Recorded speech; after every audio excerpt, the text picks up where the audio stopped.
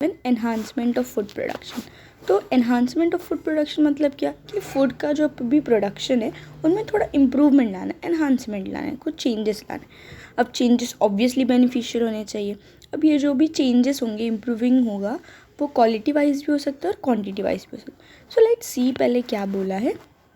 So food is the one of the basic needs as it gives us energy for everything. Food basic need है, वो हमें energy देता है सारे कामों के लिए, ठीक है। It keeps us alive, strong and healthy. वो हमें ज़िंदा रखने के लिए, स्ट्रॉन्ग बनाने के लिए और हेल्दी लाइफ या हेल्दी बनाने के लिए ज़रूरी, ठीक है। ये सब काम करता है। It can be define any thing solid or liquid which when swallowed digested and assimilated in the body keeping us well। तो क्या बोला है यहाँ पे, फूड क्या है, कोई भी सॉलिड लिक्विड चीज़ जो हम निगल सकते हैं, डाइजेस्ट कर सकते हैं, असिमुलेट कर सकते हैं अपने बॉडी में, वो चीज़ को हम लोग फूड बोल सकते हैं, ठीक है। ये क्या होता है, ऑर्गेनिक हो सकता है, एनर्जी में रिच हो सकता है, नॉन पॉइजनस होना चाहिए। ऑब्वियसली पॉइजनस होगा तो हम मर जाएंगे, है ना। तो नॉन पॉइजनस है। एडिबल है मतलब कि हम खा सकते हैं, ऐसा है। नरिशिंग मतलब कि न्यूट्रिएंट प्रोवाइडिंग है, तो उसमें और भी मिनरल्स हो सकते हैं ना, इसलिए नरिशमेंट सब्सटेंस बोला, ठीक है। तो ये सब फूड के बारे में थोड़ा बहुत बेसिक इन्फॉर्मेशन दे रहे हैं। नेक्स्ट देखते हैं, green plants synthesise their own food through photosynthesis but animals including humans can not synthesise their food on their own, hence are dependent on plants directly. तो यहाँ पे क्या बोला है, जो भी ग्रीन कलर के प्लांट्स होते हैं वो खुद का खाना खुद सिंथेसाइज करते हैं फोटोसिंथेसिस के हेल्प से। बट एनिमल्स जो है या ह्यूमंस जो है वो अपना खाना खुद नहीं सिंथेसाइज कर सकते, तो वो प्लांट्स पे अपने फूड के लिए डिपेंडेंट है डायरेक्टली, ओके। फिर आगे बोला है, the famine is responsible for death of food besides the rapid और dramatic increase in world population over the time. तो अगर कोई भी मान लो फेमाइन आ गया, फेमाइन इन द सेंस कि कोई भी प्रॉब्लम आ गई जिसकी वजह से खाना डिस्ट्रॉय हो गया या खाने की कमतरता हो गई, तो फूड ऑब्वियसली किसी भी फेमाइन के वजह से फूड पे बहुत ज़्यादा इफ़ेक्ट पड़ता है। दूसरा, जो भी अपना पॉपुलेशन इंडिया में बढ़ते जा रहा है, रैपिडली ड्रामेटिकली इंक्रीज़ हो रहा है, तो फूड की जो क्वांटिटी है वो भी हमें ज़्यादा चाहिए। तो अगर ये फेमाइन आ गया तो फिर तो बहुत ही स्कैरसिटी हो जाएगी, फूड की बहुत ही कमतरता हो जाएगी, ठीक है। To meet the increased demand of food, there is need for improvement of food production, both quantity wise and quality wise। तो ये जो भी इंक्रीजिंग पॉपुलेशन है उसका जो भी डिमांड है फूड के लिए, जितना भी डिमांड है वो सब फुलफ़िल करने के लिए हमें क्या करना पड़ेगा, फूड प्रोडक्शन का इम्प्रूवमेंट करना पड़ेगा। हमें क्वालिटी वाइज भी फूड का प्रोडक्शन जो है इम्प्रूव करना पड़ेगा और क्वांटिटी वाइज। अब क्वांटिटी वाइज इसीलिए क्योंकि क्वांटिटी नहीं रहेगी तो खाएंगे क्या, क्वालिटी इसलिए क्योंकि बहुत से डेवलपिंग कंट्रीज़ में आप अगर देखोगे तो नरिशमेंट की वजह से बहुत सारे डिसीज़, बहुत सारे प्रॉब्लम्स उनको हो रहे हैं क्योंकि प्रॉपर नरिशमेंट नहीं मिली। तो क्वालिटी भी होना ज़रूरी है, हेल्थ बेसिकली सबके लिए ज़रूरी होता है, ओके। तो अब ये जो भी फूड प्रोडक्शन है या उनको इंक्रीज़ करना है, ये कैसे कर सकते हैं, प्लांट ब्रीडिंग से या तो एनिमल ब्रीडिंग से। तो सबसे पहले let's see what is plant breeding, okay. अब प्लांट ब्रीडिंग मतलब, ब्रीड मतलब कि और नई वैरायटीज़ बनाना, प्लांट मतलब कि प्लांट बेसिकली जो प्लांट होता है, ठीक है। तो देखते हैं इसमें क्या बोला, द इम्प्रूवमेंट और purposeful manipulation in the heredity of crops and the production of new superior varieties of existing crop plants constitute what is called plant breeding. तो यहाँ पे ये बताया है कि हमें क्या करना है ना, प्लांट में उसकी हेरिडिटी जो है, क्रॉप मतलब प्लांट, उसकी जो हेरिडिटी है हमें पर्पसफुली या इम्प्रूवमेंट करना है, मतलब कुछ चेंजेस लाने, जानबूझकर हमें कुछ चेंजेस लाने, ठीक है। और क्या करना है हमें, उसकी सुपीरियर वैरायटीज़, मतलब जो भी एग्जिस्ट करता है ना उससे भी अच्छी वैरायटी हमें बनानी है। इसी को बोलते हैं प्लांट ब्रीडिंग। मतलब प्लांट ब्रीडिंग में बेसिकली क्या होता है, मान लो आपके पास एक मैंगो का प्लांट है जो थोड़ा बहुत स्वीट है और इतना बड़ा नहीं है, छोटे छोटे मैंगोज आ रहे हैं, ठीक है। और अभी आप लोग ने उसकी हेरिडिटी में थोड़ा चेंजेस लाया, मतलब जीन की सीक्वेंस, जीन ऐड की, इस थोड़ा म्यूटेशन करवाया है, तो उसकी वजह से क्या हुआ, अभी जो न्यू प्लांट बना है उसके मैंगोज़ भी बड़े बड़े हैं और वो बहुत स्वीट भी है। तो हमने क्या किया, जो एग्जिस्टिंग वैरायटी थी उससे superior variety by changing heredity. This is called plant breeding. Okay, तो आगे देखते क्या बोला. It is N applied branch of botany. ये क्या है, एक अप्लाइड ब्रांच है, मतलब कि ये जो प्लांट ब्रीडिंग है वो बॉटनी वाले किसी ना किसी ब्रांच में अप्लाई की जाती है, यूज़ करते हैं ये वाली techniques. Okay, in fact an art and the science changing and improving the heredity of plants. तो यहाँ पे क्या बोला है, इनफैक्ट ये एक तरह का आर्ट है, एक साइंस है जो कि क्या कर रहा है, प्लांट की हेल्थ और हेरिडिटी चेंज करके हेल्थ बढ़ा रहे हैं, प्लांट की जो भी प्रॉपर्टीज़ है वो एनहांस कर रहे हैं. Okay, plant breeding can be carried out by using the applications of principles of genetics, taxonomy, physiology, pathology, agriculture, RDNA technology etc. तो यहाँ पे ये बोला है कि जो भी प्लांट ब्रीडिंग है ना उसको हम करवा सकते हैं, मतलब प्लांट ब्रीडिंग करनी है तो क्या करना पड़ेगा हमको, जेनेटिक्स के प्रिंसिपल्स जो है उनको अप्लाई करना पड़ेगा, टैक्सोनॉमी के प्रिंसिपल्स, पैथोलॉजी के प्रिंसिपल्स, एग्रीकल्चर के प्रिंसिपल्स, ये सब के प्रिंसिपल्स हम यूज़ करते हैं as a application for plant breeding. ठीक है, तो नेक्स्ट देखते हैं हम लोग आगे क्या बोला. अब बेसिकली ना आपको प्लांट ब्रीडिंग के बारे में बेसिक इन्फॉर्मेशन दे रहे हैं, बाद में आपको ये प्रोसेस क्या होती है वो भी आगे एक्सप्लेन करेंगे. तो आगे देखते जाइए क्या क्या बताया है. Plant breeding is a method of altering the genetic pattern of plants to increase their value and utility for human welfare. तो यहाँ पे क्या बोला है, प्लांट ब्रीडिंग क्या एक तरीका है, मेथड है जिससे हम क्या कर सकते हैं, जेनेटिक पैटर्न जो है ना प्लांट्स का उसको अल्टर कर सकते हैं, मतलब कि प्लांट्स की जो जेनेटिक सीक्वेंस है, हेरिडिटी है, उसको हम चेंज कर सकते हैं. और चेंज करने से क्या होगा, उसकी वैल्यू, उसकी यूटिलिटी जो है प्लांट की बढ़ जाएगी. ठीक है, the plant breeding is done to increase crop yield, improve quality. तो यहाँ पे ये बेसिकली स्टेटमेंट में ये बताने वाले हैं कि प्लांट ब्रीडिंग करने के बाद क्या होता है. तो क्या क्या होता है देखते हैं. क्रॉप यील्ड, जो क्रॉप की क्वांटिटी है वो बढ़ जाती है, क्वालिटी बढ़ जाती है, increase tolerance to environmental stress. कोई भी इन्वायरमेंटल स्ट्रेस है, मान लो टेम्परेचर गिर गया या बढ़ गया, पानी कम है, बहुत ज़्यादा हो गया, तो ये जो भी इन्वायरमेंटल फैक्टर्स है उनको भी सहन करके वो प्लांट ज़िंदा रह सकता है, अपना जो भी लाइफ स्पैन है वो जी सकता है. ठीक है, तो इसको बोलेंगे tolerant to environmental stress. Make the plant resistant to pathogens and tolerance to insect pest. जो भी इंसेक्ट को मारने के लिए हम पेस्टिसाइड डाल उसको भी वो सहन कर सकता है, और कोई पैथोजन आके उसको इन्फेक्ट कर रहा है तो उसको भी वो सहन कर सकता है. ऐसे प्लांट्स हम लोग बना सकते हैं बाय प्लांट ब्रीडिंग. ओके, आगे देखते हैं. Green revolution was the result of a sequence of scientific breakthroughs and developmental activities that successfully fought hunger by increasing food production. आप लोगों ने सुना होगा ग्रीन रिवॉल्यूशन के बारे में. तो ग्रीन रिवॉल्यूशन की वजह से क्या हुआ था, फूड प्रोडक्शन जो इंक्रीज़ हो गया था, जो फूड की क्वांटिटी है वो बढ़ गई थी. अब फूड की क्वांटिटी बढ़ने की वजह से क्या हुआ, जो भी इंडिया में लोग थे जो भूख से मर रहे थे उनके लिए अच्छा हुआ, फूड प्रोडक्शन बढ़ गया. तो ये जो हंगर की वजह से मरने वाली जो कंडीशन थी वो कम होने लगी. ठीक है, और ये कब हुआ, जबकि ग्रीन रिवॉल्यूशन स्टार्ट हो गया, सीक्वेंसली चलता गया उसके बाद हुआ. ठीक है, तो अभी आगे देखते हैं क्या बोला है इन्होंने. Seeds with superior quality, use of chemicals, pesticides and fertilisers and multiple cropping system supported by use of modern farm machinery and proper irrigation system help the development of high yielding and disease resistant variety in wheat, rice and maize. तो यहाँ पे क्या बोला है, हम कैसे बढ़ा सकते हैं ये जो भी हाई यील्डिंग है या डिसीज़ रेजिस्टेंट वैरायटीज़ है. मोस्टली वीट राइस खाते हैं इसलिए वीट राइस, मेज़ ऐसा एग्जांपल दिया. तो इनकी हाई यील्डिंग या डिसीज़ रेजिस्टेंट वैरायटीज़ कैसे बना सकते हैं हम लोग. सीड्स जो है वो सुपर क्वालिटी के यूज़ करके, केमिकल्स का यूज़ करके, ऑब्वियसली पेस्टिसाइड्स या फर्टिलाइज़र्स का यूज़ करके. मल्टीपल क्रॉपिंग सिस्टम क्या होता है, एक फार्म में हम लोग अलग अलग वैरायटीज़ के क्रॉप लगा रहे हैं ऐसे, या फिर मान लो कुछ मॉडर्न मशीनरीज़ का यूज़ कर रहे हैं, प्रॉपर इरिगेशन कर रहे हैं. अभी बहुत से मशीनरीज़ आते हैं इरिगेशन करने के लिए. तो ये सारी चीज़ें अगर हम कर रहेंगे तो हमें हाई यील्डिंग और डिसीज़ रेजिस्टेंट वैरायटीज़ मिल जाएंगे प्लांट के. ठीक है, in fact plant breeding takes back to about 10,000 years ago. The present day are the result of domestication and assimilation. ये जो प्लांट ब्रीडिंग है वो 10,000 सालों से चलती आ रही है, और आज जो हम प्लांट या क्रॉप देख रहे हैं ना वो डोमेस्टिकेशन की वजह से और असिलिमेटाइजेशन की वजह से देख रहे हैं. ठीक है, अब डोमेस्टिकेशन क्या होता है, अब जो भी हम लोग क्रॉप के जो भी प्लांट्स है उनमें जो भी चेंजेस ला रहे हैं हम लोग, वो क्या है, हम खुद सिलेक्ट कर रहे हैं, आर्टिफिशियली हम वो चेंजेस ला रहे हैं, तो वो होता है डोमेस्टिकेशन। ओके, अब ये असलिमिटाइजेशन क्या है, जब भी हम लोग किसी प्लांट में चेंजेस हम नहीं लाएंगे, इन्वायरमेंटली वो खुद ही चेंज हो गया है। जैसे कि उसको अगर जीना है, सर्वाइव करना है, तो उसने अपने आप में एक एडेप्टेशन कर लिया है, तो हम लोग बोल सकते हैं कि वो क्या है, असलिमिटाइजेशन है।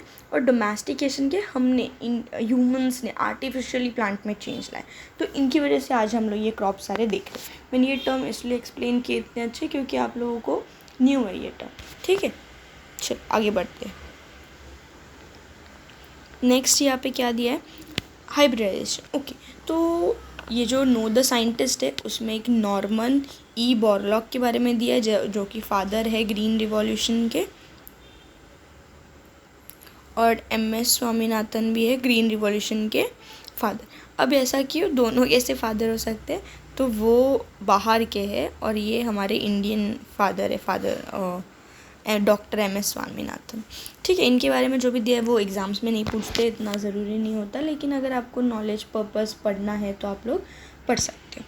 चलो आगे बढ़ते हैं। हमने हाइब्रिडाइजेशन एंड इट्स टेक्निक। अब इसमें इन्होंने क्या बताया है, अब तुरंत से प्लांट ब्रीडिंग से हाइब्रिडाइजेशन पे कैसे आ गए, मे भी आपको ये क्वेश्चन हो सकता है। तो प्लांट ब्रीडिंग के ना अलग अलग मेथड्स होते हैं, आप लोग यहाँ पे देख सकते।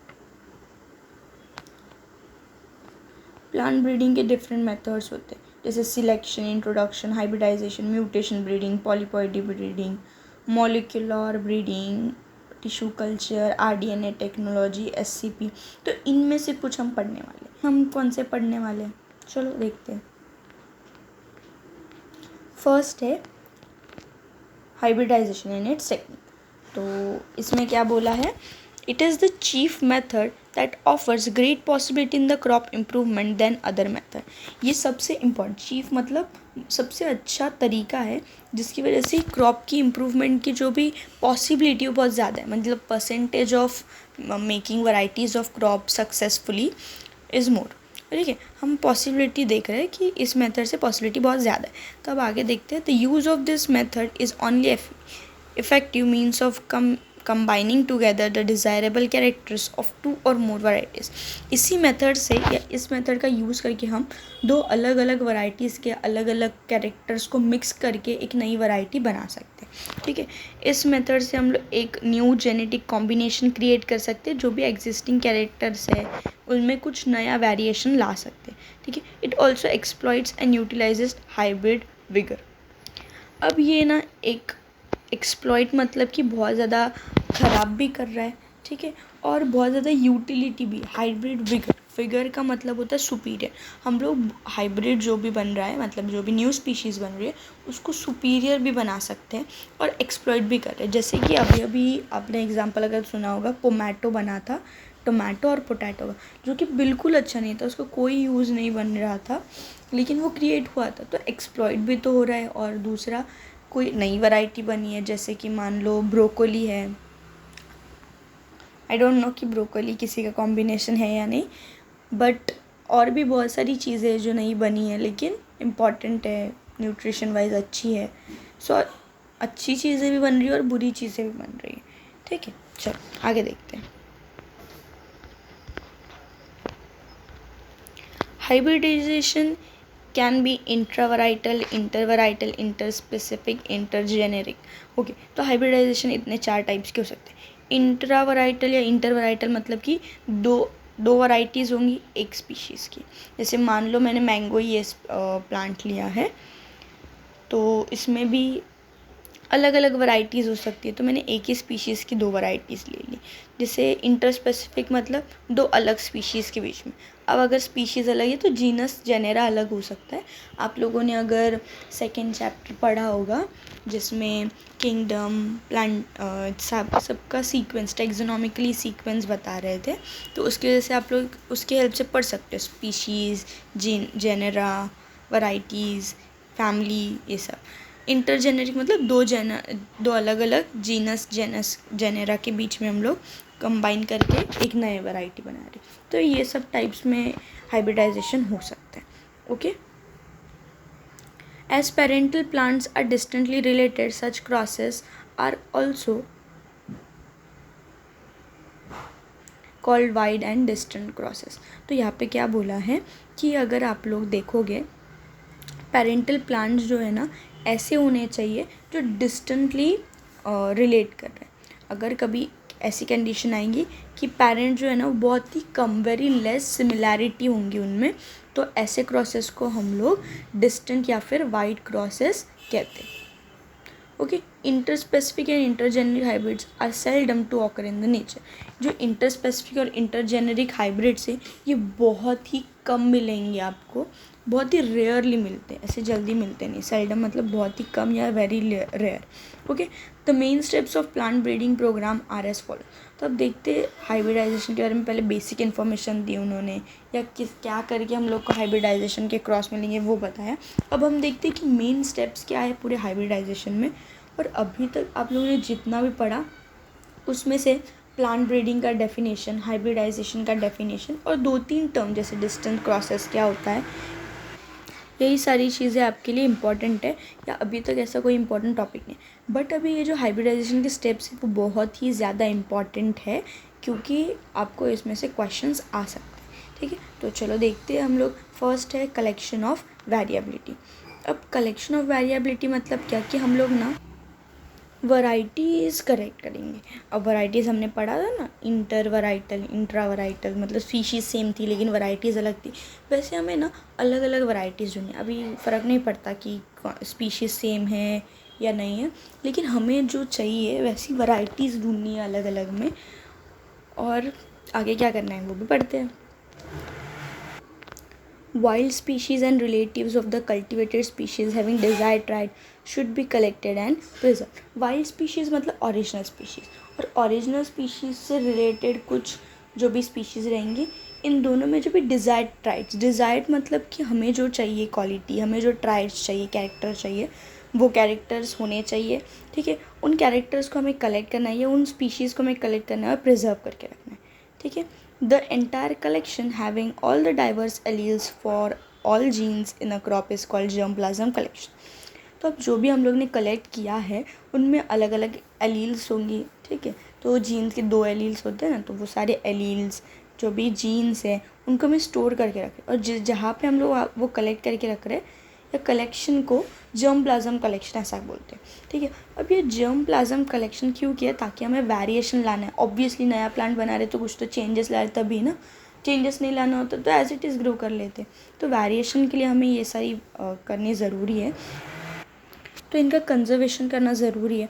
तो हम 2 तरीके से कंजर्वेशन कर सकते हैं, इन situ conservation and x situ conservation. इन सितु क्या होता है कि जिस जगह पे वो प्लांट है उसको उसी के नेचुरल हैबिटेट में हम लोग कंजर्व कर रहे हैं. ठीक है. बचा के रख रहे हैं, तो होता है इन सितु.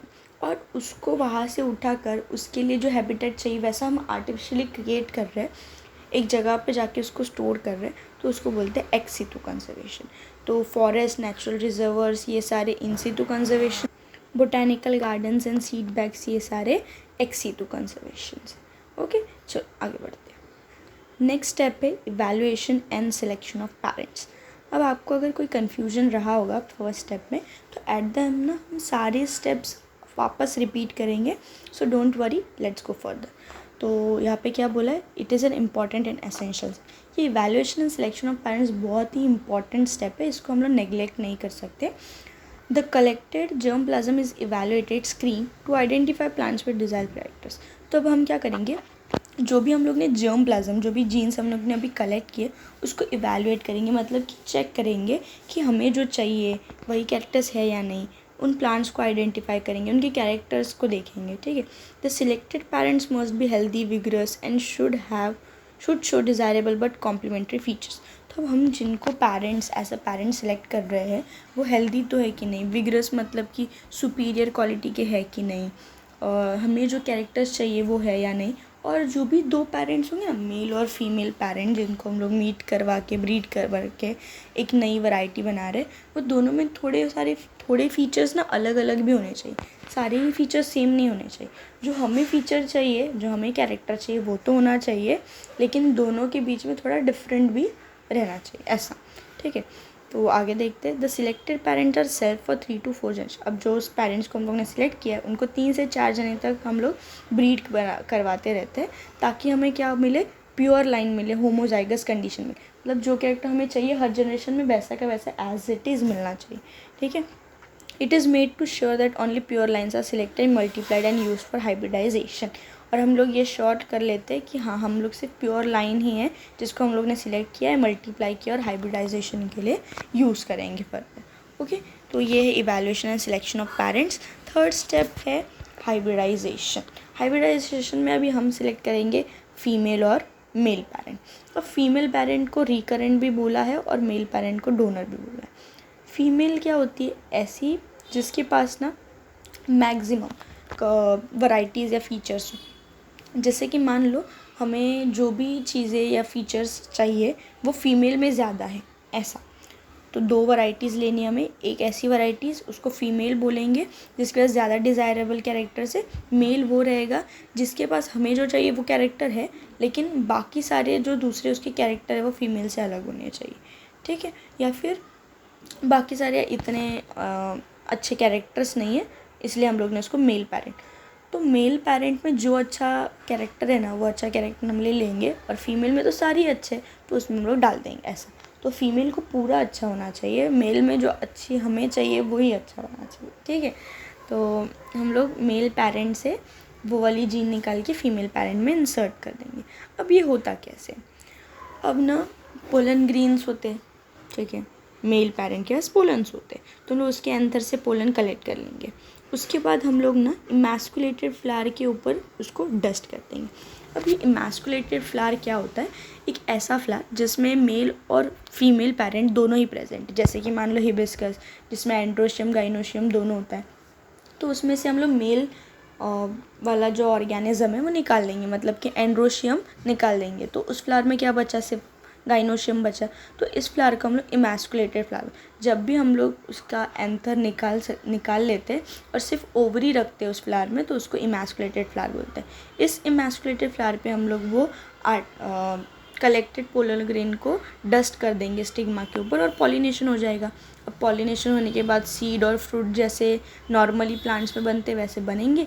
और अब ये जो सीड बना है उसको हम लोग हाइब्रिड जनरेशन का बोल सकते हैं, मतलब पहली बार हम लोग ने सेल्फिंग करवा के जो न्यू वैरायटी बनाई है उसका वो सीड है। अब उस सीड का हम क्या करेंगे, hybrid F1 progeny selected and evaluated for desired combination of characters. अब ये जो सीड्स बन रहे हैं, अब एक सीड बनेगी ऐसा ज़रूरी नहीं है ना, बहुत सारी सीड्स बनेगी। तो उसमें से हमें जो सीड चाहिए उसको हम सिलेक्ट कर लेंगे, चेक करेंगे कि उसमें डिज़ायर्ड कॉम्बिनेशन हुआ है कि नहीं बराबर, ये हम लोग उसमें चेक करेंगे। तो ये सारी स्टेप थर्ड वाली है हाइब्रिडाइजेशन की। नेक्स्ट स्टेप देखते हैं, fourth, selection and testing of superior recombinants. अब हम क्या करेंगे, जो F1 हाइब्रिड मिला है ना हमें, वो सुपीरियर क्वालिटी का होना चाहिए, मतलब जो भी पेरेंट्स के पास कैरेक्टर थे ना उससे सुपीरियर क्वालिटी का वो हाइब्रिड होना चाहिए।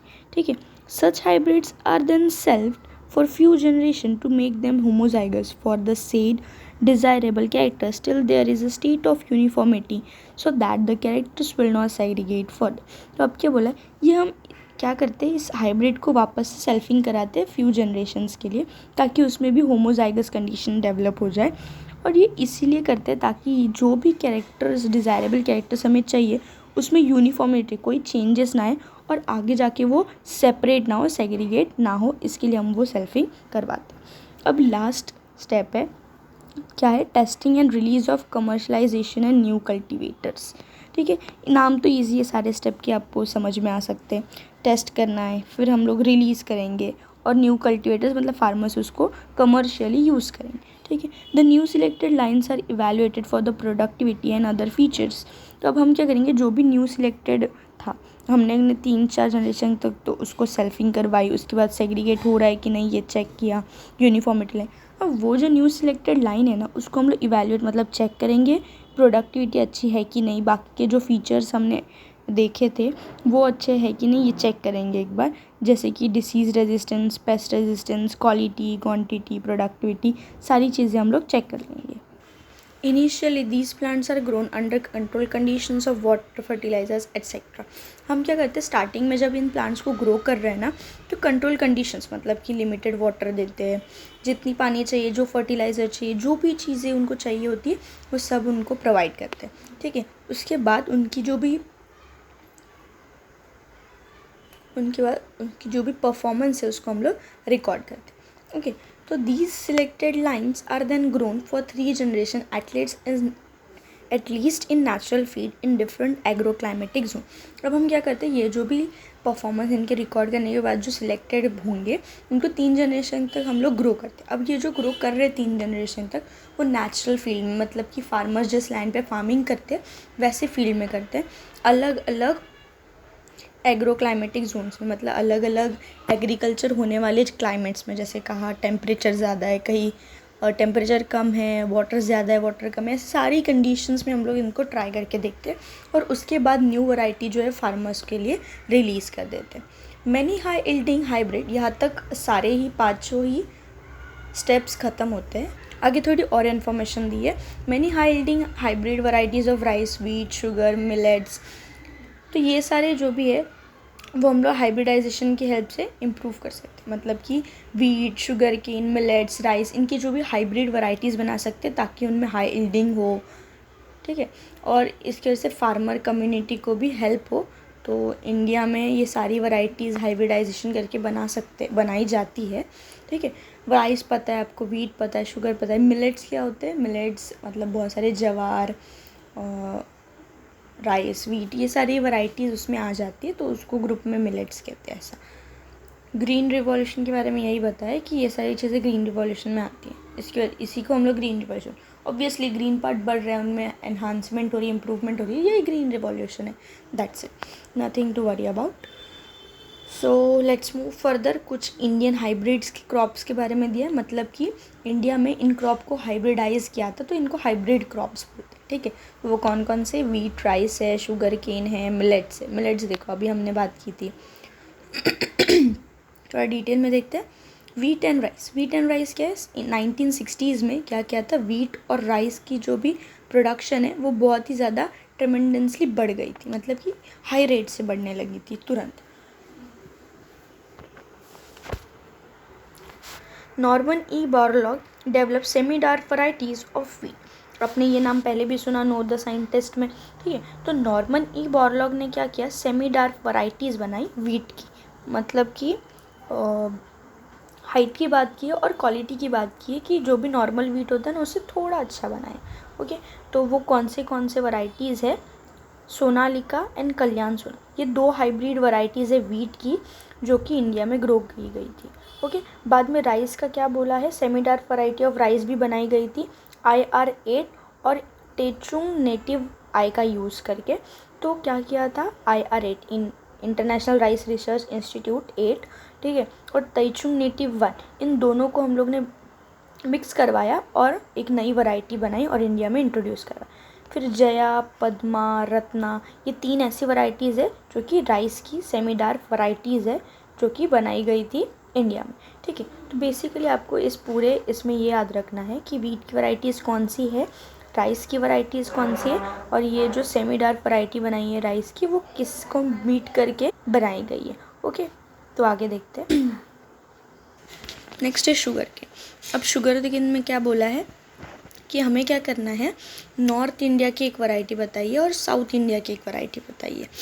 तो नॉर्थ इंडिया का है सैक्रम बारबेरी और साउथ इंडिया का है सैक्रम ऑफिसिनेरम। ओके, अब ये जो Saccharum barberi obviously north India का नेटिव है, मतलब कि वहाँ पे वो मिलता है। ठीक है, और साउथ इंडिया में ऑफिसिनेरम मिलता है, तो ऑब्वियसली कि सैक्रम बारबेरी नॉर्थ इंडिया में अच्छे से ग्रो होती रहेगी।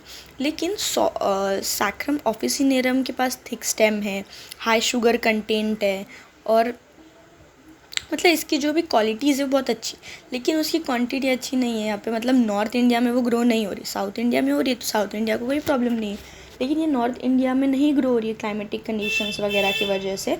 तो अब हम क्या कर सकते हैं, हमने क्या किया, ऑफिसिनेरम और बारबेरी इनका मिक्सचर किया और एक अच्छी क्वालिटी बनाई जिसके पास थिकर स्टेम भी हो, उसके बाद शुगर कंटेंट भी अच्छा हो, और वो नॉर्थ इंडिया में ग्रो भी हो जाए, ठीक है। तो ऐसे हम लोग ने डिज़ायर्ड क्वालिटीज़ को मिक्स करके एक वैरायटी बनाई जिसका कुछ नॉर्थ इंडिया में वो ग्रो हो सकती है।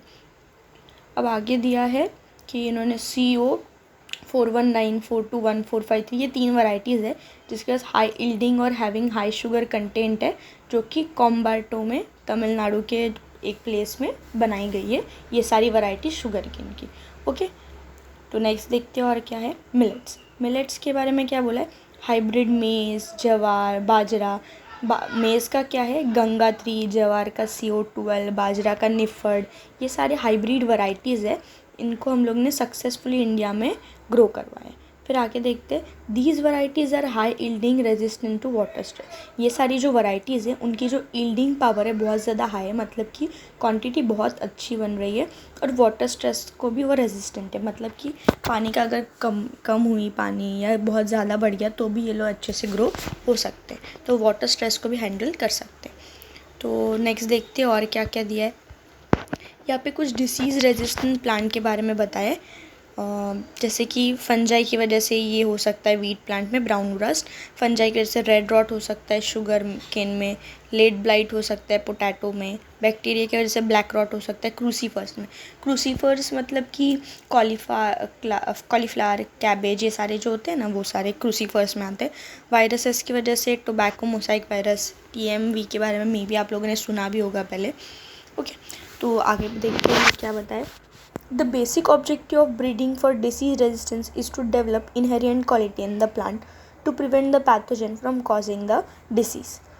बेसिकली प्लांट्स को ब्रीड क्यों कर रहे हैं हम लोग, या डिसीज़ रेजिस्टेंट क्यों बना रहे हैं, ताकि प्लांट ब्रीडिंग जो है वो हम क्यों कर रहे हैं, ताकि हम डिसीज़ रेजिस्टेंट बना सके, उसकी क्वालिटी इंप्रूव कर सके, पैथोजन कॉजिंग जो भी डिसीज़ेस है उनको उससे बचा सके, इसलिए हम लोग ब्रीडिंग करवा रही है। ये सबसे बेसिक ऑब्जेक्टिव है ब्रीडिंग करवाने का, ठीक है। ऐसे वैरायटीज़ जिनमें ये ब्रीडिंग करवाई जाती है उनको हम लोग डिसीज़ रेजिस्टेंट प्लांट बोलते हैं। ये जो डिसीज़ रेजिस्टेंट प्लांट ब्रीडिंग जो है वो सेम ही है जैसे हाइब्रिडाइजेशन में होता है, वैसे ही इनमें भी सेम प्रोसेस की जाती है, ठीक है। आगे देखते हैं हम लोग क्या बोला है। कुछ और भी उन्होंने प्लांट्स के नाम दिए हैं और डिसीज़ के नाम दिए हैं। देखते हैं, वीट क्रॉप में हिमगिरी एक वैरायटी बनाई गई थी जो कि लीव स्ट्राइप रस्ट और हिलबंट से रेजिस्टेंट है, मतलब ये नहीं होगा। तो ऐसी ब्रासिका में पूसा स्वर्णिम बनाया गया है। कॉलीफ्लावर की एक वैरायटी है पूसा शुभ्रा, चिली की एक वैरायटी है पूसा सदाबहार। तो इनमें ये डिसीज़ दिए white rust, black rot, curl blight, block rot, chilli mosaic virus, tobacco mosaic virus, leaf curl, ये सारी चीज़ें अभी नहीं होती उनमें क्योंकि ये ऐसी वैरायटी उन्होंने बनाई गई है। यहाँ पे प्लांट ब्रीडिंग और एक हाइब्रिडाइजेशन का टॉपिक ख़त्म होता है। अब यहाँ पे आपको इस पेज नंबर 248 पर एक चार्ट दिया है जिसमें हाइब्रिडाइजेशन की टेक्निक की स्टेप्स बताए। मैं बेसिकली हाइब्रिडाइजेशन जो है उसी को उन्होंने रिपीट किया। तो देखते हैं क्या है, बोला है कि हाइब्रिडाइजेशन में क्या होता है, collection of variability for germ plasm and gene bank. तो हम पहले जर्म प्लाज्म को कलेक्ट करेंगे, वैरायटीज़ को कलेक्ट करेंगे, ठीक है। Evaluation and selection of parents, जो भी पेरेंट्स हैं उनको अभी जो भी वैरायटीज़ हमने सिलेक्ट किए उसको इवैल्यूएट मतलब चेक करेंगे और हम लोग पेरेंट्स को सिलेक्ट करेंगे। फिर selection of parent plants with different qualities. अब हम ऐसे पेरेंट को सिलेक्ट करेंगे जिसके पास अलग अलग क्वालिटीज़ हो, okay. Select parents self for 3 to 4 generation to make them homozygous और ट्रू ब्रीड। तो अब ऐसे पेरेंट्स को सिलेक्ट करके हम लोग 3 से 4 जनरेशन तक उनको सेल्फ करवाते रहेंगे ताकि हमें होमोजाइगोसिटी, ट्रू ब्रीडिंग मिले। उसके बाद हम लोग आइडेंटिफाई करेंगे कौन सा मेल पेरेंट है, कौन सा फीमेल पेरेंट है। उसके बाद collection of pollen grain from the flower of male parent. तो मेल पेरेंट से हम लोग पोलन ग्रेन को कलेक्ट करेंगे और फीमेल पेरेंट वाले फ्लावर को इमैस्कुलेट करेंगे और उसमें से उसको अभी हम लोग क्रॉस पॉलिनेशन करवाएंगे। अब मेल पेरेंट से हम लोग ने पोलन ग्रेन कलेक्ट किया, फीमेल फ्लावर को हम लोग ने इमैस्कुलेट कर दिया, मतलब कि स्टेमन को रिमूव कर दिया। उसके बाद हम लोग अभी क्या करेंगे, देखेंगे आर्टिफिशियली क्रॉस पॉलिनेशन करवाएंगे। मेल पेरेंट का पोलन ग्रेन लेकर हम लोग फीमेल वाले इमैस्कुलेटेड फ्लावर पे डाल देंगे। अब इमैस्कुलेटेड फ्लावर पे डालने के बाद उसको बैगिंग टैगिंग करेंगे, मतलब एक पॉलीथीन से उस फ्लावर को कवर अप करके रखेंगे और उसको कवर करना बैगिंग टैगिंग होता है ताकि कोई और पोलन ग्रेन ना आए, कोई और डिसीज़ ना उस प्लांट को अच्छे से ग्रो, इसलिए, ठीक है। Development of fruit and representing F1 generation. अब जब भी पॉलिनेशन के बाद फ्रूट और सीड बन जाएगा तो हम बोल सकते हैं कि F1 जनरेशन, F1 हाइब्रिड बन गया। फिर हम लोग इस F1 हाइब्रिड के कॉम्बिनेशन को चेक करेंगे, सिलेक्ट करेंगे और टेस्ट करेंगे कि हमें जो चाहिए थे वो आए कि नहीं कैरेक्टर्स। उसके बाद हम लोग प्रोडक्टिविटी चेक करेंगे उसके फील्ड में, मतलब कि फील्ड में जाके उसको ग्रो करवाएंगे और देखेंगे कि ये प्रोडक्टिविटी जो है वो उसकी अच्छी बन रही है कि नहीं। ओके, फिर आगे हम लोग क्या करेंगे, field testing and release of the variety. अब एक बार हम लोग ने उसकी प्रोडक्टिविटी चेक कर ली, उसके बाद हम लोग उसको एक बार टेस्ट करेंगे अलग अलग इन्वायरमेंट में वो ग्रो हो रहा है कि नहीं, और उसकी वैरायटी हम लोग फार्मर्स के लिए रिलीज़ कर दी। तो अब ये बेसिकली था हाइब्रिडाइजेशन टेक्निक में जो जो स्टेप्स इन्होंने की गई है, इन शॉर्ट बताया। ओके, आई होप आप सबको समझा होगा। और आपको अगर आगे वाला भी वीडियो देखने, आगे के भी चैप्टर्स, तो कमेंट करो, मैं श्योरली हेल्प करूँगी। That's it, thank you, bye bye.